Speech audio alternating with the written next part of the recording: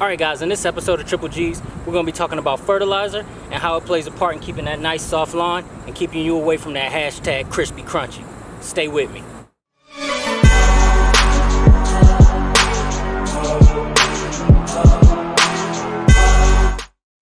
Alright guys, this week we're going to be covering your three major macronutrients that you can find in any of your fertilizer bags. The three are your nitrogen, your phosphorus, and your potassium.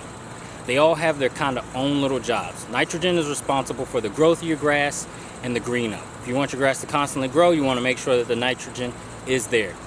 Number two is your phosphorus. Phosphorus is there to basically make sure that you have good root growth and that your grass holds in place well. And then number three is your potassium. That's kind of the one that is the do-all. It does everything. It manages growth, it manages roots, but the number one thing it's really responsible for is disease tolerance. If you have the proper potassium in your yard, it really helps resist disease and makes your grass more resilient. So with that said, I'm going to show you a couple of different fertilizer options that there are out there and explain to you the importance of it. Alright guys, now I just want to kind of cover some of the things that you'll see on a bag. So whenever you see the word complete on a bag, all that really means is that all three major macronutrients are present, like the PGF Complete or like the Simple Lawn Solutions Complete 1648 fertilizers. If you see on a bag where it says balanced, all that means is that all three macronutrients are all present and equal. So a 10 10 10, 15 15 15, 20 20 20 are all complete or balanced fertilizers. Outside of that, there's a couple different ways you can put down fertilizer. It's in a liquid form like you see in the Simple Lawn Solutions, and then it's also in a granular form like you see in the PGF Complete. The way they work differently is a granular fertilizer generally lasts a lot longer and is your main source for nutrients to your lawn. A liquid fertilizer will generally act a lot quicker and is good for supplemental feedings to your lawn as well.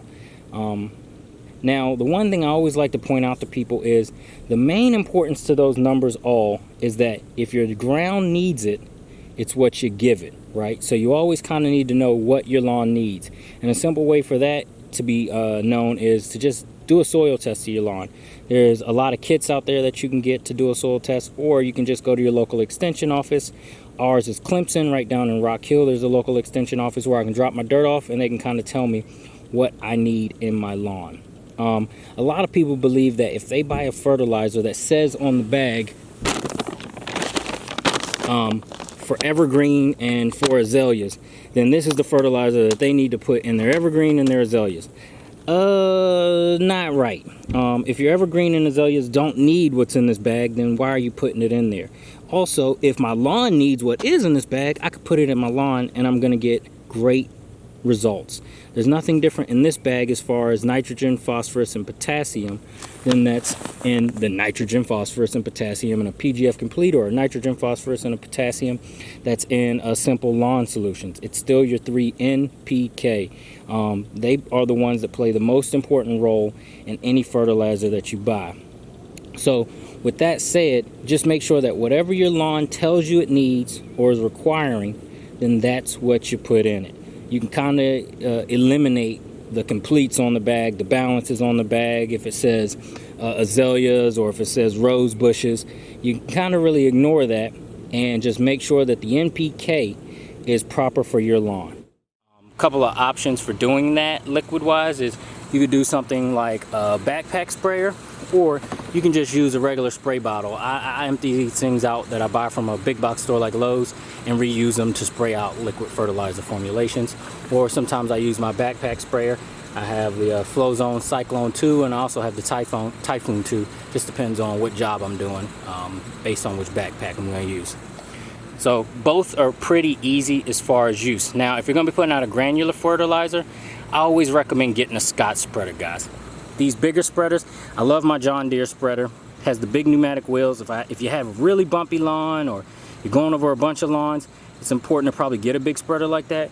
But if you're new to this and you just want to be comfortable with doing what you're doing, man, go get a Scott's Turf Builder spreader like this, and it makes it really easy for you to actually put the product out, because every bag lists Scott's fertilizer spreaders, and it'll tell you exactly what number to turn it to, and you just walk and go and you're done.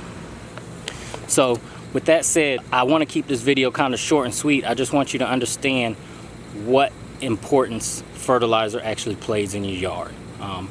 If you're not fertilizing your yard properly, you're never going to get the green up that you kind of want to go after.